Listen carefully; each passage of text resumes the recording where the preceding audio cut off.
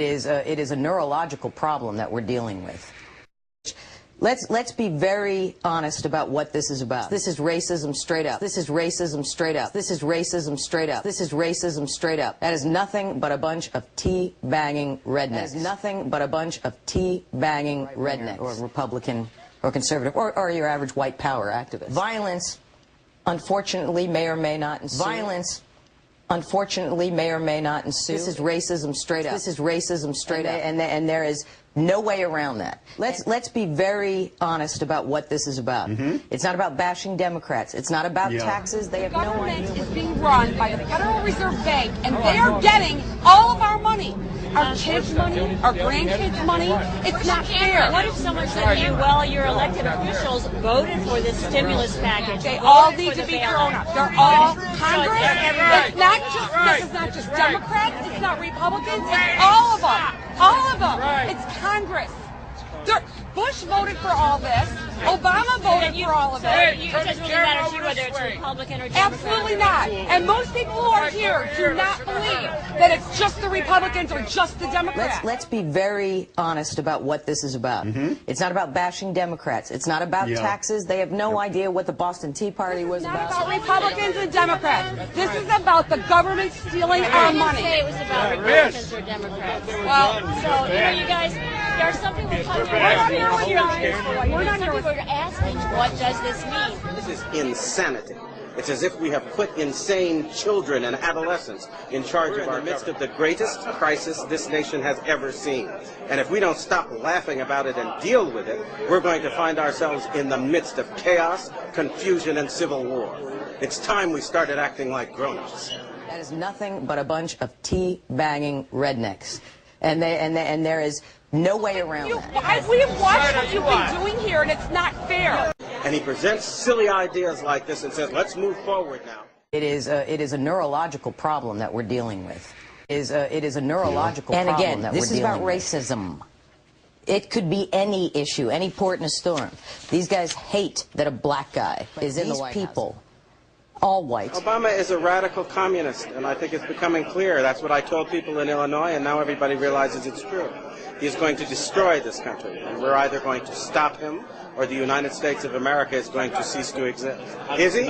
That's another question. I'm going to make that long-legged Mac Daddy tell me where he was born and who he is and where he came from. I'm going to demand the truth. The President of the United States, according to the Constitution, in order to be eligible for president, you have to be a natural-born citizen. And we don't know where that man was born. He has refused to provide proof that he is, in fact, a natural-born citizen. Produce your birth certificate, man! That's all you got to do!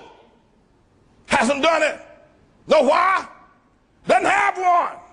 And his Kenyan relations say that he was born in Nairobi at a time when his mother was too young to transmit U.S. citizenship.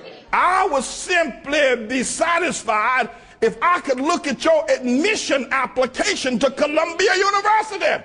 But we can't see that either. Because if we saw it, it wouldn't say Barack Hussein Obama. It would say Barry Sorrentoro of Jakarta, Indonesia. A foreign student is what it would say. That's why you can't see it, and he will not release it. I'm not even sure he's president of the United States. No, that's not a laughing matter. Neither are many of our military people now who are going to court to ask the question, do we have to obey a man who is not qualified under the Constitution? Rock, if your birth certificate is what it is, what's the big deal? Sorry, the person you call President Obama, and I frankly refuse to call him that. Right. At the moment, he is somebody who is kind of an alleged usurper, who is alleged to be someone who is occupying that office without constitutional warrant to do so. The other day, Alan Keyes has filed a case in the California Supreme Court, be not given to that long-legged Mac Daddy until he can prove that he is a U.S. citizen. Let's see where that's going to go. This is racism straight up. Racism straight up. And there is no way around that. Congress, it's not just, this is not just Democrats, it's not Republicans, it's all of them. All of them. It's Congress. Bush voted for all this. Obama voted for all of it. It doesn't really matter to you whether it's Republican or Democrat. Absolutely not. And most people who are here do not believe that it's just the Republicans or just the Democrats. There is such a profound distaste for the Bush regime and all they represent that Obama has gotten, is getting, and probably will get a free ride. that has more to do with his image than his substance. Most folks haven't studied his positions on various issues. In many ways, this is the nature of politics.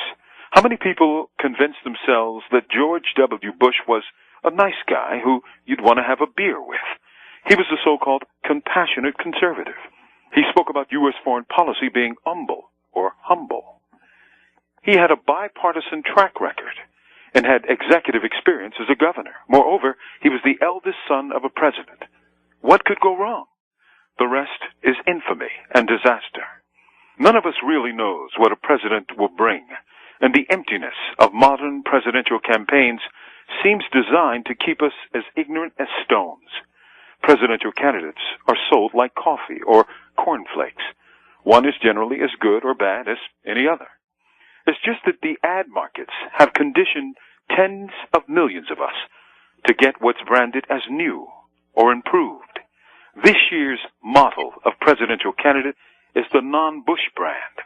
Obama's forehead might as well be stamped new, improved, and not too black. Nader is one smart cookie.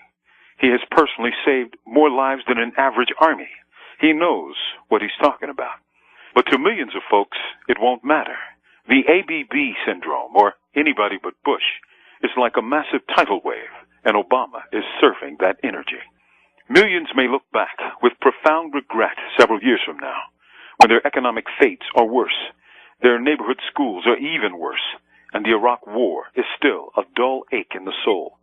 Politics, selling anticipation over and over again. Be very honest about what this is about. It is a neurological problem that we're dealing with. It is a neurological problem that we're dealing with. It is a neurological problem that we're dealing with. It is a neurological problem that we're dealing with. Turn them off!